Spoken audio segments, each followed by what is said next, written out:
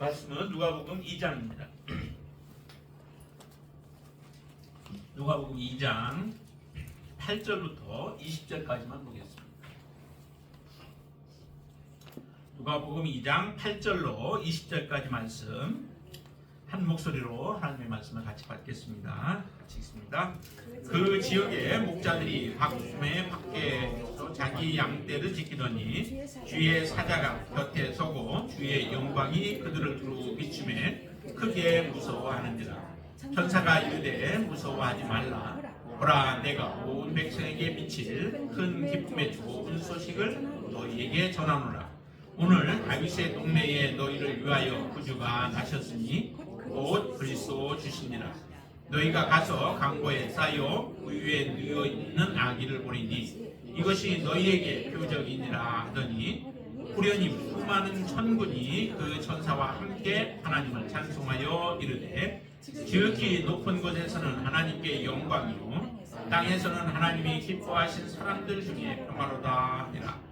천사들이 떠나 하늘로 올라가니 목자가 서로 말하되 이제 베들레헴으로 가서 주께서 우리에게 알리신 바 이 이루어진 일을 보자 하고 빨리 가서 마리아와 요셉과 그 위에 누인 아기를 찾아서 보고 천사가 자기들에게 이 아기에 대하여 말한 것을 전하니 듣는 자가 다 목자들이 그들에게 말하는 것들을 놀랍게 여기되 마리아는 이 모든 말을 마음에 새기어 생각하니라.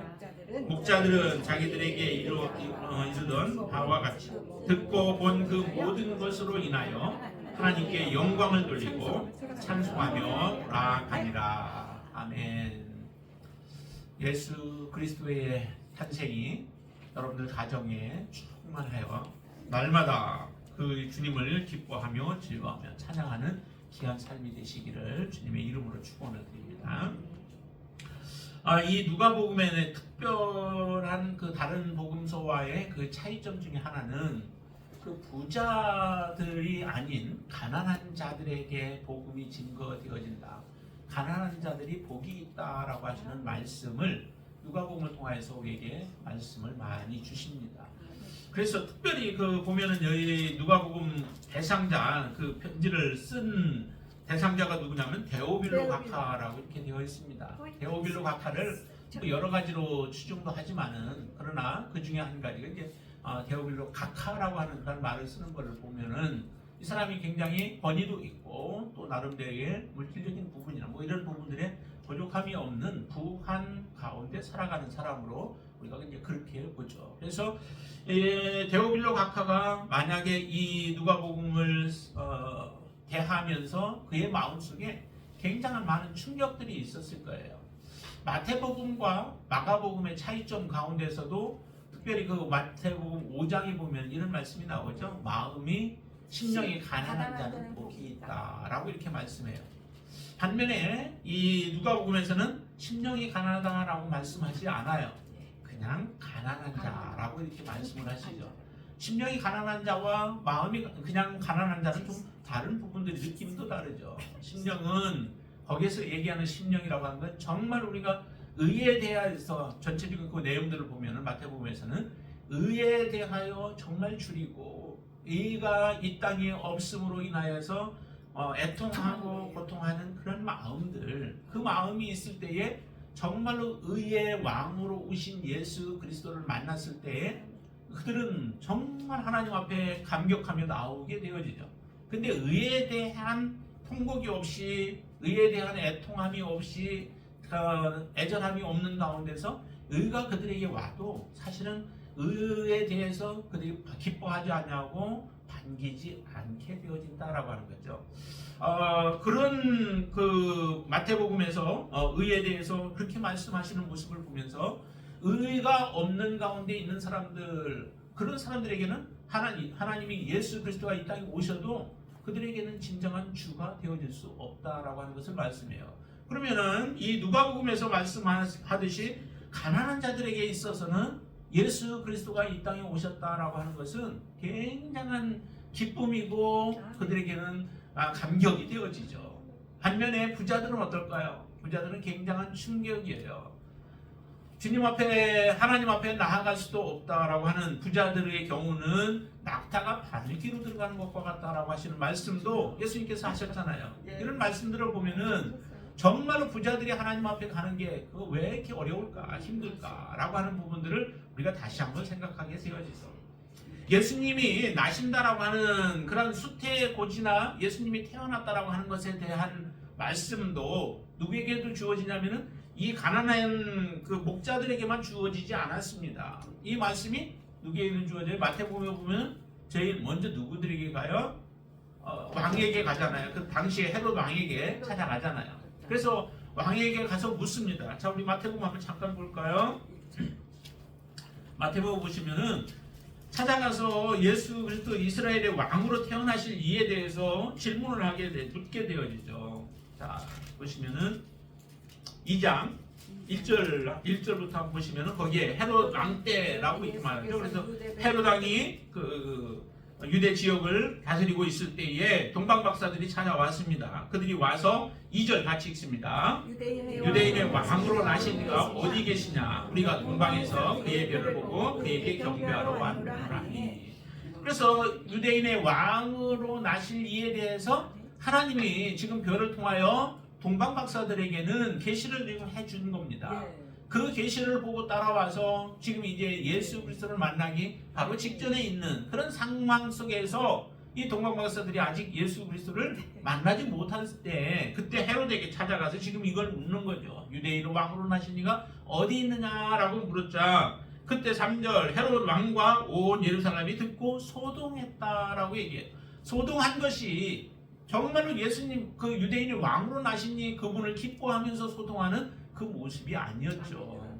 뭐냐면은 이 왕 유대인의 왕으로 태어난 이가 이제 자라가게 되어지면 자기의 자리가 위태롭게 되어지니까 그 왕을 제거하기 위하여 지금 헤롯 왕은 마음을 거기에 두고 있는 것이죠. 그래서 그가 어디서 날 것인가라고 하는 것들도 묻게 되어집니다. 그때 유대 베들레헴에서 날 것이다라고 하는 그러한 성경을 해석하는 자들이 그렇게 잘 해석을 해주죠. 그러자 그가 했던 행동이 어떤 행동이었습니까? 결국에는 바로 아이들을 유아들을 죽이는 일들을 행하게 되어지죠. 이 복음의 메시지인데 오늘 본문에서도 이런 말씀을 하셨잖아요. 10절 말씀 보세요. 10절에 보시면은 오늘 본문입니다. 10절에 보면 천사가 이르되 무서워하지 말라. 보라 내가 온 백성에게 미칠 큰 기쁨에 좋은 소식을 너희에게 전하노라 라고 말씀합니다. 온 백성에게 미칠 큰 기쁨의 좋은 소식이에요. 이 큰 기쁨의 좋은 소식인데 이 소식을 들은 헤롯은 오히려 유아들 어린아이들을 예수님을 죽이기 위해서 그 근방에 있는 아이들의 씨를 완전히 다 그냥 죽여버리는 이런 일들을 행하게 되어 있죠. 악을 행하게 되어 그가 가진 것이 많기 때문에 그래요. 왕으로 있고 왕의 그 자리에 있다 보니까 그런 자리들을 빼앗길 것에 대한 두려움들이 있는 것이죠. 누구든지 여러분들 가운데도 정말 많은 것을 소유하게 되어지면 그 소유로 인하여서 우리가 가져야 할 진정한 중요한 것을 갖지 못할 가능성도 많이 있어요. 가능하면은 정말로 가지고 가장 중요한 것은 가지고서도 하나님을 인정하며 하나님 앞에 믿음으로 섬길 수 있는 그 사람이 가장 좋죠. 그렇게 되어져야 되죠. 그러나 가진 것으로 인하여서 정말 하나님을 우리가 멀리하고 하나님을 대적하는 자가 되어진다면은 갖지 아니하는 것이 오히려 축복이죠. 그게 우리에게는 축복입니다. 하나님이 이처럼 그 헤롯에게도 하나님은 말씀하시지만은 또 여기에 보니까 오늘 본문에서는 주의 사자들이 목자들에게 나타났다라고 말씀해요. 목자들은 당시에 인정받는 사람들이 아니에요. 지금 우리가 볼 때는 목자 하면은 그래도 좀 운치도 있고 정감도 있고 또 그들이 살아가는 그 모습이 정말 낭만적이다라고 생각도 할지 모르나 당시에 이 목자들의 경우는 사실은 다른 사람들이 별로 인정하지도 않습니다. 어느 정도 인정하지 않느냐면은 법정에서 증인으로 채택도 아니할 만큼 그들의 삶은 다른 사람들에게서 소외된 삶이 바로 이 목자들의 삶이에요. 그런 목자들에게 바로 주의 천사들이 나타나고 하나님의 영광을 그에게 보여주시는 겁니다. 이거 얼마나 놀라웠을까요? 여러분들의 좀 삶이 하나님께서 여러분들을 만나 주셨다라고 하는 게 바로 목자들을 찾아가서 하나님의 주의 나타나심을 또 예수 그리스도의 나심을 보여주시고 계시하여 주신 것과 같은 그런 놀라운 축복인 줄로 믿습니다. 다른 위대한 사람도 있고 능력 있는 사람도 있고 지식이 많은 사람도 있고 그런 사람들이 있는데 왜 그 사람들에게 이 주의 나타나심을 보여주지 않았을까요? 하나님은 정말로 이 가난하지만은 자기 일들에게 굉장히 열심히 했던 사람들이잖아요. 목자들이 저녁에는 다른 사람들은 자고 있을 때에 양떼 곁에 서서 양들을 지켜가며 위험으로부터도 그 감수하면서 양떼들을 지켜야 하고 그 지킴으로 인하여서 자기들이 살아갈 그런 돈벌이를 이제 하고 있는 사람들이잖아요. 그런 자기 일에 충실하고 충성하는 바로 이 목자들, 그 목자들에게 주님은 이제 주님이 나타나실 것을 천사들을 통하여서 주의 사자들을 통하여서 말씀해 주셨다는 거죠. 이 그 목자들의 모습을 우리가 보면서 정말 우리들에게 큰 도전이 좀 되어질 수 있게 되길 바랍니다. 목자들에게는 이 사건이 얼마나 큰 충격이었는지 그리고 얼마나 큰 기쁨이었는지 이렇게 표현을 해요. 자, 20절 한번 보시죠. 20절 목자들은 자기들에게 이르는 바와 같이 듣고 본 그 모든 것으로 인하여 하나님께 영광을 돌리고 찬송하며 돌아간다 라고 말씀하십니다. 자기들이 듣고 본 것, 들은 것, 천사들이 자기에게 말씀해 주신 온 백성에게 미칠 큰 기쁨의 좋은 소식, 그리고 그 소식 중에서 이제 다윗의 동네에서 구주가 나셨다라고 하시는 말씀. 근데 그 구주는 곧 누구냐면은 그리스도 주시다라고 하시는 이런 말씀들을 들은 거예요. 이것이 목자들에게는 너무도 큰 충격이었고 큰 기쁨이었기 때문에 표현으로는 하나님께 영광을 돌리고 찬송하며 돌아간다라고 하는데 그 영광을 돌리고 찬송하는 것이 한 번 그냥 찬양하고 끝나는 것이 아니라 계속해서 찬양이 끊이지 아니하는 삶, 그 삶을 지금 이야기합니다. 그 영광을 하나님 앞에 계속적으로 돌리면서 하나님 앞에 계속적으로 찬양이 올려 퍼지는 거예요. 이런 삶을 목자들은 이제 그들의 생애 동안에 전 생애 동안 남은 생애 동안에 그들은 이런 찬양과 영광을 돌리며 살아가는 삶을 살았다라고 하는 것이 바로 이 누가복음에서 우리에게 말씀해 주시고 있는 겁니다. 그것은 감동이 되지 않고 충격이 되지 않고 또 은혜가 되지 않으면 이렇게 행할 수 없는 거죠. 목자들의 일생에서 가장 영광스럽고 놀라운 일이 바로 이 사건이었다라고 하는 겁니다. 여러분들에게 가장 놀랍고 가장 기쁘고 가장 여러분들의 인생 속에서 잊지 못할 그 사건이 무엇일까요? 저는 이 사건이요. 어떤 사람들은 뭐 좋은 대학에 들어가는 것이 가장 큰 기쁨이라고 하는 사람도 있고 부모의 입장에서는 자녀를 출산했을 때 그때의 기쁨일 수도 있고 그렇죠? 아니면은 좋은 직장에 이제 들어가서 정말 편안하게 살아갈 수 있는 직장이 얻었을 때 그런 기쁨이라고 표현할 수도 있을 거예요.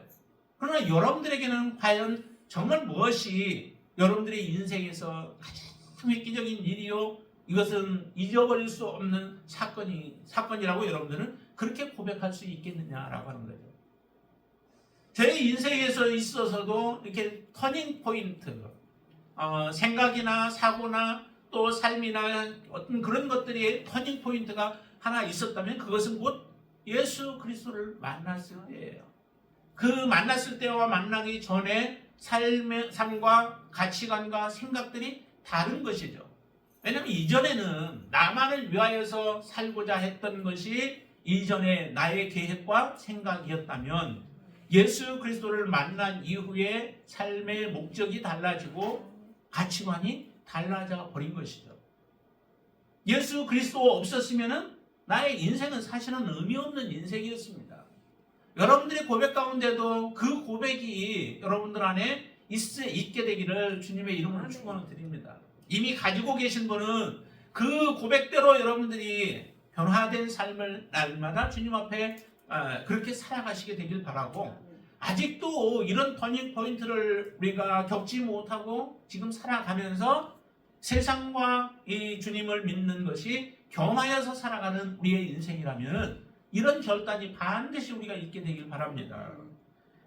비록 목자로서 양들을 치면서 다른 사람들에게는 손가락질 당하고 소외된 삶을 살아갔을지 몰라도 이 목자들에게는 예수 그리스도의 나심에 대한 이 소식을 듣고 또 이 마국간에서 구유에 태어난 예수 그리스도를 본 그 사건은 그들의 평생에서 잊을 수 없는 사건이었습니다. 하룻밤 일어났던 그리고 아침 일어났던 그 사건들이긴 하지만은 그 사건이 이들에게는 가장 큰 기쁨이요 즐거움이 되어지고 그게 바로 하나님 앞에 돌려질 영광이었던 것을 기억한다면은 정말 우리가 어떤 환경 속에서 어떻게 살았는가라고 하는 것 그런 게 중요한 게 아니죠. 예수 그리스도가 여러분들 안에 있는가 없는가, 예수 그리스도가 여러분들의 인생의 주인이 되는가 안 되는가, 그것이 가장 중요한 것 아니겠습니까? 여러분들의 고백 속에서 이 고백이 울려 퍼지고 그리고 앞으로 여러분들이 남은 생애를 살아가는 동안에도 이 목자들과 같은 이와 같은 그 자세와 또 하나님 앞에 영광과 찬송을 날마다 돌리면서 살아가시는 여러분들의 인생이 되시기를 주님의 이름으로 축원을 드립니다. 자, 또 우리가 볼 것은 여기에 보니까 말씀하기를 예수 그리스도에 대해서 말씀을 하는데 그분은 다윗의 동네에서 나셨고 그분이 구주가 나셨다라고 말씀하시죠. 구주라고 하는 말은 사실은 죄라든지 어떤 위험에서부터 우리를 건져내는 그런 단어예요. 그러니까 예수 그리스도 그 어린 아이가 태어나는데 그 아이가 구주가 된다라고 하는 거죠. 우리를 죄에서부터 우리를 건져내고 또 우리를 위험에서부터 건져내실 분이 이 악이라는 거예요. 정말 그땐 당신은 보잘것없잖아요. 어느 누가 이 악이 예수에 대해서 천사들이 얘기해 주지 않았더라면은 관심을 두겠어요. 거기에 누가 좀 마음을 두고 그분에 대해서 누가 주시할 사람이 누가 있겠어요. 그러나 천사들이 말씀하심으로 인하여서 이 아이가 어떠한 아이인가를 분명하게 우리에게 말씀해 주십니다. 그 아이는 바로 구주가 되신다라고 하는 거죠. 우리를 죄 가운데서 구원해 주실 분이라는 거예요. 죄 스스로 우리 자신이 죄인이다라고 하는 고백이 없는 사람에게는 예수 그리스도는 의미가 없습니다. 예수 그리스도가 이 땅에 구주로 나셔서 죄들을 우리에게 용서해 주시고 죄 가운데서 우리를 구원해 주신다라고 그렇게 우리에게 말씀하시지만은 실제적으로 우리의 자신이 나는 죄인이 아니고 나는 의인이다, 나는 죄가 없다라고 하는 그 사람에게는 예수 그리스도는 아무런 상관이 없게 되어진다는 거예요. 예수님 하나님 앞에 기도했던 세리와 그 다음에 바리새인과의 그 기도를 보세요. 하나님이 누구의 기도를 들어주셨나요? 세리는 하늘을 쳐다보지도 못해요. 자기는 죄인인 것을 다른 사람도 알고 다른 사람들도 그래서 세리들을 향하여 손가락질 하잖아요. 그런 세리가 하나님 앞에 어떻게 얼굴을 들고 하나님 내 기도에 응답해 달라고 그렇게 말하겠어요. 그러니까 자기의 가슴을 치면서 나는 죄인으로소이다, 나는 죄인으로소이다 라고 하는 고백밖에 드릴 게 없는 거예요. 반면에 바리새인은 얼마나 떳떳해요. 하나님 앞에 자기가 한 일들을 줄줄이 늘어놓는데 굉장히 많은 것들을 늘어놓죠. 다른 사람들이 들으면은 정말 대단한 사람인 것을 보일 수 있을 만큼 많은 자기가 행한 일들에 대해서 자랑하며 하나님 앞에 얼굴 그냥 버젓이 들고 그렇게 기도를 하는데 마지막에 응답받고 내려간 사람은 누구라고 그래요? 바로 세리의 기도를 하나님이 응답하셨다라고 말씀합니다. 이 말씀을 보면은 정말 우리가 어떠한 자이어야 하는가, 내 자신이 어떤 존재인가라고 하는 것, 우리가 예수 그리스도를 만나기 전에 우리의 모습이 어떤 자이었는가라고 하는 것을 우리 스스로 알아야 된다는 거죠. 내가 죄인이지 않은 상태에서, 죄인인 것을 인정하지 못하는 상태에서 주님 앞에 나아가 주께서 우리의 죄를 용서해 주셨다 해도 나는 그분의 용서를 제대로 받아들인 게 아닙니다. 예수 그리스도의 여러분들에게 있어서 진정한 구주가 되시려면은 여러분들은 철저하게 나는 세리와 같은 모습으로 나는 죄인이다라고 하는 고백이 하나님 앞에 드려질 때 여러분들의 그 고백을 하나님이 받으시고 여러분들을 죄 없는 자로 의인으로 하나님이 그렇게 인정해 주세요. 그렇게 만들어 주십니다. 그럴 때에 예수 그리스도는 곧 무엇이 되냐면 곧 그리스도 주시다라고 말씀하시죠. 구주로 이 땅에 보내셨고 보내신 예수 그리스도가 여러분들의 진정한 주가 되시려면은 바로 이런 고백이 있으셔야 한다는 거죠. 그래서 이 예수 그리스도를 보내시면서 하시는 말씀이 14절에 천사들이 하는 찬송이 이 찬송이 울려 퍼집니다. 우리 한번 같이 읽어보시죠. 지극히 높은 곳에서는 하나님께 영광이요 땅에서는 하나님이 기뻐하신 사람들 중에 평화로다 라고 말씀합니다. 하늘에서는 영광이 되어진대요. 예수 그리스도가 이 땅에 우리 육신을 입고 이 땅에 오시는 것이 하나님 앞에는 영광이 되어진대요. 그 영광이 되어지는 이유가 무엇일까요? 하나님은 이전에 이미 구약에서 우리에게 말씀해 주셨어요. 무엇을? 메시아가 오실 것에 대해서. 그 메시아가 오셔서 죄로 말미암아 세상이 더럽혀지고 죄악으로 가득 찼던 이 땅이 하나님께서 이제 온전한 구원을 허락해 주시는 그 나라를 하나님은 우리에게 예언하시고 말씀하셨죠. 그 나라는 누가 하실 것이냐? 메시아가 오셔서 하나님은 이루실 것이다 라고 하시는 예언을 우리에게 말씀을 주셨습니다. 그 예언을 통하여서 주신 말씀들이 성취가 되어지는 것이죠. 예수 그리스도가 거부하셨으면 우리의 하나님의 뜻이 이루어질 수 없고 우리가 의롭게 되어질 수 없습니다. 하나님의 약속이 우리에게 성취되어질 수 없습니다. 그랬던 하나님의 약속들이 예수 그리스도를 통하여서 우리에게 온전히 이제 성취되어질 수 있는 길이 시작이 되어진 거죠. 이미 구약부터 시작되어졌지만은 예수 그리스도께서 오심으로 말미암아 구체적으로 이제 하나님의 언약이 실현이 되어지는 겁니다. 예수를 통하여서 그분이 오셔서 하실 일들을 보면은 하나님 앞에 온전한 순종을 하셨고 하나님의 뜻에 복종하시고 낮고 낮지만은 정말 이 결정을 주님께서 하신 것은 인류 역사상 가장 위대한 일일 거예요. 왜냐하면 이것을 누가 다른 사람이 할 수 있는 사람이 없잖아요. 예수님밖에 그 일을 행하실 수 없는데 그 예수님이 가장 낮아지시기로 결정하신 거죠. 하나님 앞에 순종하는 그것이 곧 이 땅에서는 가장 낮아지시는 그 길을 택하신 거예요. 그래서 죄인의 길을 걸어가셨고 이 땅에 오실 때도 가장 낮은 모습으로 오시는 거죠. 다른 사람들은 그래도 다 자기 집에서 자기 자녀들을 출산하는데 하필 그때에 이 가이사 아구스토가 칙령을 내려가지고 훈적을 하라고 한 거예요. 그러니까 예수님을 정말 내모르신 거죠. 어디로? 가장 낮은 곳으로 내모신 거예요. 그래서 구유에서 출산하게끔 그렇게 하나님께서는 낮은 곳으로 예수님을 허락하신 거예요. 그리고 그것에서 끝나지 않았잖아요. 예수님이 구유에 나시고 그 다음에 걸어가셨던 그 길들은 가장 악한 죄인들이 가야 하는 그 길들을 걸어가게 하셨습니다. 하나님인데 하나님과 동등됨을 취할 것으로 여기지 아니하시고 이 땅에 죄인들과 같은 모습으로 피조물로 이 땅에 오셔서 저와 여러분들을 위하여서 이 길을 걸어가신 거예요. 그 행하신 이 사건이 정말로 위대한 일이죠. 하나님의 이와 같은 놀라운 역사로 말미암아 우리가 하나님의 자녀가 되어졌습니다. 여러분들이 하나님의 자녀가 되어진 게 그냥 쉬운 게 돈으로 되어진 게 아니에요. 물질로 되어진 게 아니에요. 예수 그리스도의 이와 같은 가장 큰 헌신, 가장 큰 위대한 결단, 그 행위로 말미암아 우리가 하나님의 자녀가 되어진 것이지 우리가 이것을 너무 그러기 때문에 쉽게 생각하지 마시고 가볍게 여기지 마세요. 하나님의 구원은 너무도 귀한 거예요. 너무도 귀해요. 그래서 바로 저 지극히 높은 곳에서는 하나님 앞에 영광이 되어지는 겁니다. 예수 그리스도가 이 땅에 오시는 것이. 반면에 또 이 땅에 세상에는 어때요? 땅에서는 하나님이 기뻐하시는 사람들 중에 평화다라고 말씀해요. 이 평화, 하나님이 땅에는 평화를 허락해 주셨다는 거죠. 여러분들 마음이 진정으로 평안하신가요? 네. 무엇 때문에 평안하신가요? 예수님이 아무 일이 없으니까 평안하신가요? 아니죠. 아니죠. 그것을 말씀하시는 게 아니죠.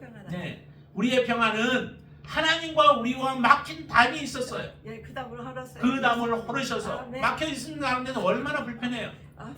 여러분들 혹시 부부간에 좀 다투고 하면 싸우잖아요. 산들이 되고 서로 싸우면 어떻게 해요? 말을 잘 안 하죠. 아멘. 말 안 하고 서로 그냥 자기 할 일만 하면은 그래도 잘 지내는 경우도 있지만은 얼마나 불편해요. 답답해요. 하나님과 우리 사이의 이 답답함은 그것으로 표현할 수조차 없는 거죠. 하나님은 하나님과 우리와 막힌 담들을 예수 그리스도를 통하여서 허무신 거예요. 아멘. 여러분들 하나님과 관계가 회복되으셨나요? 하나님 앞에 언제든지 지금 나가고 계신가요? 아멘. 힘든 일들이 있을 때마다 하나님을 찾아 나가는데 부끄럽지 않으신가요? 안 부끄러워. 어떤 사람은 죄를 지으면은 하나님 앞에 나갈 면목이 없다고 해서 하나님 앞에 찾아 나가지도 못해요. 이런 관계들이 빨리 회복이 되어져야 되죠. 하나님은 여러분들의 진정한 아버지가 되시는 분이시고 아멘. 예수 그리스도는 여러분들의 친구가 되시면서 여러분들이 힘들 때 고통스러울 때 특별히 죄와 여러분들이 싸울 때 여러분들의 편에 서서 이기게 하시는 분이 예수 그리스도이십니다. 아멘. 주님 없이 성령님 없이 우리가 죄를 이길 수 있나요? 마귀 영적인 존재예요. 얼마나 영악한지 여러분들 하나님이 여러분들을 아시는 것처럼 또한 마귀도 여러분들은 알고 있어요. 그러기에 여러분들의 연약함이 무엇인지도 잘 알 거예요. 그 연약함을 성령의 도우심을 받지 않고 예수 그리스도의 도우심을 받지 않고 말씀 가운데 우리가 서서 말씀을 사랑하지 아니하고는 이겨낼 수 없는 거죠. 항상 그래서 죄에 져서 살아가고 있는 사람은 그런 사람은 예수 그리스도가 진정한 우리의 주인이 아닌 사람들이에요. 세상 사람들은 유혹할 필요조차 없어요. 그들은 예수 그리스도가 없는 사람들은 그냥 끌리는 대로 자기가 원하는 대로 끌어갈 수 있기 때문에 그런 거죠. 그리스도인들만큼은 마귀의 유혹에 우리가 끌려가지 아니하고 그들을 이기며 그들을 때로는 정말 짓밟으며 우리가 승리할 수 있는 자들이 그리스도인들인 거예요. 그래서 그리스도인들을 가장 싫어하잖아요. 그리스도인들이 이 땅에서 없어지기를 원할 거예요. 그래야 자기의 세상을 만들어가기 때문에 그런 것이죠. 하나님은 그러나 우리 가운데 믿는 자들을 통하여서 이 세상에서 승리하는 자로 하나님이 세우셨고 여러분도 통하여서 영광을 받으시기를 원하십니다. 바로 나와 하나님과 이처럼 막혀있던 그 담을 허물어서 하나님과 여러분들 평화를 누리도록 하나님은 그렇게 하셨습니다. 그 하나님을 찬양합니다. 여러분들 안에 그런 찬양이 울려 퍼질 수 있게 되길 바랍니다. 뿐만 아니라 우리가 하나님과 관계뿐인가요? 한번 틀어진 것은 하나님과의 관계뿐 아니라 사람과 사람과의 관계 속에서도 이게 틀어져 버려요.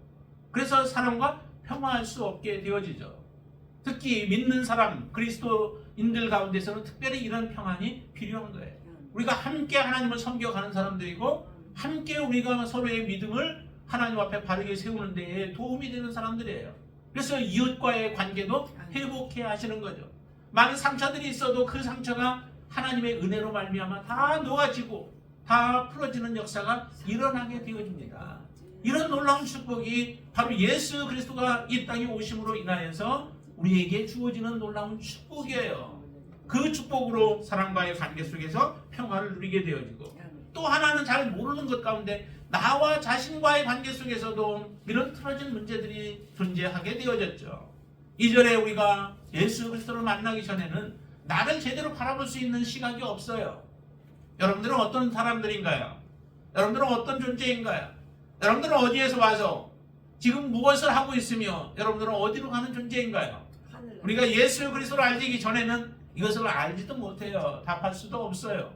그러나 예수 그리스도 안에 있을 때 우리는 내가 어떤 존재인가를 알게 되어지죠.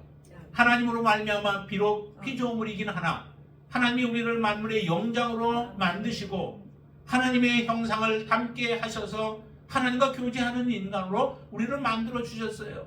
이 놀라운 축복이 사단으로 말미암아 깨어졌던 것을 우리는 알게 되어지죠. 예수 그리스도 또 성령님으로 말미암아 이 관계가 다시 회복되어져서 우리가 하나님의 자녀로 다시 온전하게 서게 되어진 존재가 바로 나다라고 하는 것을 여러분들은 이제 알게 되어지죠. 우리 자신을 미워하고 우리 자신을 핍박하고 우리 자신을 정말 모질게 자신을 학대했던 그런 모든 것들이 잘못되어진 것을 우리가 알게 되어지죠. 나를 진정으로 사랑할 수 있는 그 마음을 주신 거예요. 그렇다고 해서 이기적으로 나를 사랑하라고 하는 게 아니죠. 나를 사랑하는데 그 사랑은 곧 하나님이 나를 사랑하고 계시기에 나도 나를 사랑하는 거예요. 사도 바울도 자기 자신도 나를 정죄하지 않는다라고 말씀해요.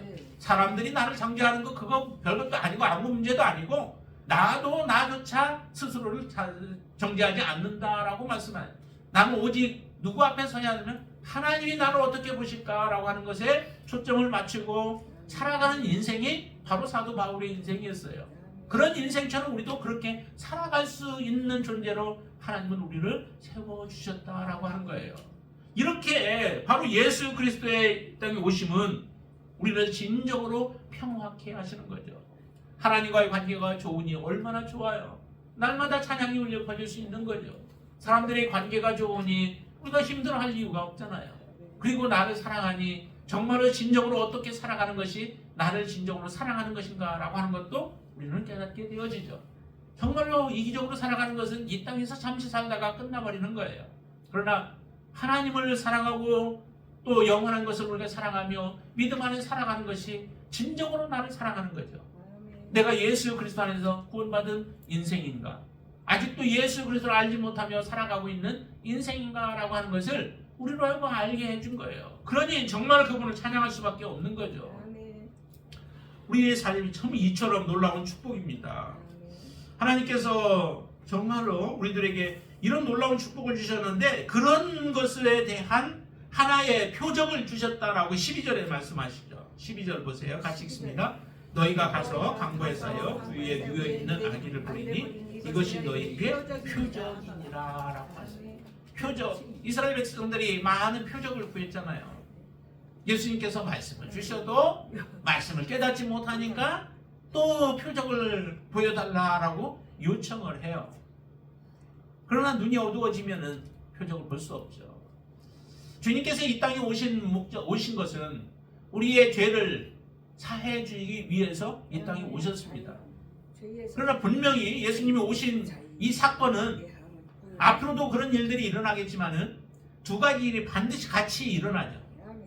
하나는 이처럼 아까 말씀드린 것처럼 구원의 놀라운 역사예요.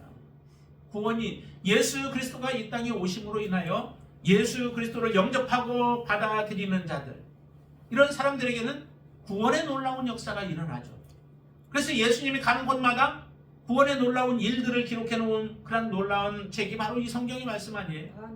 성경의 말씀을 통하여서 어떻게 반응했는가, 그 사람이 어떻게 구원을 받았는가, 어떻게 해서 하나님 앞에 돌아왔는가라고 하는 것들을 기록해 놓아서 우리에게 말씀하고 계시죠.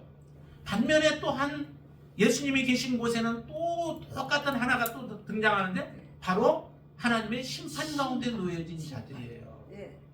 그래서 예수님을 영접하는 자들, 예수님을 모셔드린 자들에게는 구원의 놀라운 역사가 일어나고 예수님을 대적하는 자들에게는 반드시 그곳에는 하나님의 심판이 이루어져요.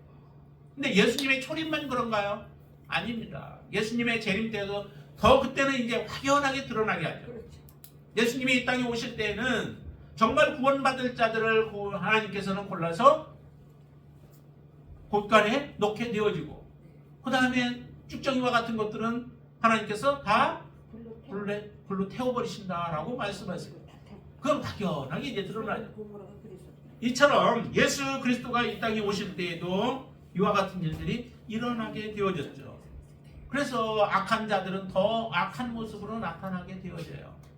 예수님이 점점 하나님의 말씀을 구체적으로 그리고 내가 해야 할 일들에 대해서 말씀하시자 사람들의 그 악한 모습들이 더 드러나게 되어지죠. 그래서 한 가지 사건을 보여서 예수가 메시아인 것을 보여주면은 사람들의 마음이 악했다가 또 하나 더 보여주면은 또 더 좀 마음이 악해지고 그리고 결국에는 예수님을 십자가에 못 박는 일들까지도 저지르게 되어지는 그런 모습들을 우리에게 보여주십니다. 여러분들의 마음은 어떠신가요? 정말로 하나님 앞에 점점 부드러워져 가는가요? 말씀 앞에 여러분들이 정말 기경되어진 그런 그 밭과 같이 여러분들의 마음이 그런 마음으로 되어졌나요? 해가 가면 갈수록 여러분들의 마음은 더욱더 은혜로 충만해지시는가요? 하나님의 말씀이 여러분들 안에 점점 거함으로 인하여서 마지막 때가 되어지면 사람들의 마음은 완악해져서 하나님을 떠나는 자들이 많아질 터인데, 나는 하나님을 더 그리워하고 더 사랑하고 더 하나님 앞에 가까이 가지 않냐면 견딜 수 없는 마음들이 여러분들 안에 계신가요? 그러면 여러분들은 하나님 앞에 구원받은 백성이요 하나님의 진정한 자녀들인 줄로 믿습니다. 여기에 보니까 이 목자들의 모습이 이와 같은 모습들이에요. 그 한밤의 사건을 통하여서 예수 그리스도를 만나게 되어지고, 비록 어린 아이지만은 천사들이 말했던 그 모든 일들이 그대로 이루어지잖아요. 강구에 쌓여 구엔 위엔 아기를 볼 것이라고 했는데 가보니까 멈추지도 않아요. 지체하지도 않아요. 바로 움직이죠. 15절 보세요. 천사들이 떠나 하늘로 올라가니 목자가 서로 말하되 이제 베들레헴으로 가서 주께서 우리에게 알리신 바 이루어진 일을 보자 하고, 그들이 이제 빨리 16절을 보니까 빨리 가서 마리아와 요셉과 구엔 위인 아기를 찾아서 뭐해? 자기들이 보고 들은 얘기들을 그대로 전하죠. 자, 17절 같이 읽습니다. 보고 천사가 자기들에게 이 아기에 대하여 말한 것을 전하니라고 말씀하죠. 전했더니 사람들이 반응이 어떻게 나와요? 듣는 자가 다 목자들이 그들에게 말한 것을 놀랍게 여겼대요. 놀랍게 여겼다라고 하는 것이 정말 메시아가 태어났구나라고 하는 기쁨으로 이렇게 하는 게 아니에요. 다 그런 게 아니에요. 여기는 두 가지의 의미들이, 하나는 의심하는 것, 이상하게 여겼다라고 하는 의미가 포함되어 있어요. 그러니까 자기들이 들었고 직접적으로 듣고 보았잖아요. 그 듣고 본 것을 그대로 이야기를 하고 간증을 하는데 사람들은 그것을 믿지 못하는 거죠. 믿음이 이렇게 쉽게 오나요? 도마 같은 경우는 예수님이 다시 부활해서 보여주어도 그렇게 내가 직접 그 못자국에 손을 넣어보지 않고 만져보지 않고는 내가 믿지 못하겠다 하는데, 그러나 참으로 은혜 받은 사람들은 그 말씀이 들어오게 되어 있습니다. 많은 사람들이 그들에게 말한 것을 놀랍게 여겼다. 듣는 자들이 다 놀랍게 여겼다라고 말씀해요. 그렇지만은 수태고지를 직접 들었던 마리아, 그렇죠? 천사가 와서 마리아에게 직접 얘기했잖아요. 한번 보세요. 누가복음 1장에 우리 보지는 않았지만은 누가복음 1장을 한번 보세요. 자, 거기에 31절, 1장 31절을 보세요. 같이 읽습니다. 보라, 네가 잉태하여 아들을 낳으리니 그 이름을 예수라 하라. 그가 큰 자가 되고. 그리고 35절도 한번 보세요. 천사가 대답하이르되 성령이 내게 임하시고 지극히 높으신 이의 능력이 너를 덮으시리니 이름으로 나실 바 거룩한 이는 하나님의 아들이라 일컬어지리라 라고 이렇게 말씀해요. 그러자 마리아는 뭐라고 대답해요? 37절 한번 더 보실까요? 대저 하나님의 모든 말씀은 능하지 못하심이 없느니라 천사가 이렇게 말하는데, 그때 38절 마리아가 이르되 주의 여종이오니 말씀대로 내게 이루어지이다 고백해요. 이게 어떻게 가능해요? 그런데 천사가 말씀하죠. 믿는 자에게 능치 못함이 없대요. 믿으면 된대요. 무엇이 돼요? 처녀여도 아기를 낳는다. 그렇죠? 믿으면 된대요. 그러니까 마리아가 고백하잖아요. 마리아가 고백하기를 주의 여종이오니 말씀대로 내게 이루어지이다 라고 믿음으로 그 말씀을 그대로 받아들여요. 하나님의 말씀이 여러분들 믿어지시나요? 실제인 것으로 믿어지시나요? 믿음으로, 하나님은 능력으로, 믿으면 하나님께서는 능치 못함이 없다고 말씀하시잖아요. 받아들이면 되는 거예요. 그래서 이렇게 받아들여서 마리아는 이 말씀을 똑같이 다른 사람들 다 듣잖아요. 듣는데 마리아의 마음은 달라요. 그래서 마리아는 이렇게 얘기해요. 19절 보세요. 19절에 마리아는 이 모든 말을 마음에 새기어 생각하라. 마음에 새기어 생각하라. 그 말씀대로 그대로 이루어진다는 거예요. 여러분들의 마음에 정말 어떤 것이, 특별히 오늘 그 성탄절을 맞이해서 여러분들의 마음 가운데 정말 이 예수 그리스도, 그분이 구주가 되셨고 그분이 나의 주시다라고 하는 분명한 고백을 여러분들이 하나님 앞에 드리게 되길 바랍니다. 그리고 그 고백은 마지막 여러분들이 정말 이 세상을 떠날 때까지 변함이 없이 지속적으로 하나님을 찬양하는 그러한 고백이 되어질 수 있게 되길 바랍니다. 하나님 앞에 영광 돌리는 여러분들의 삶이 되시길 바랍니다.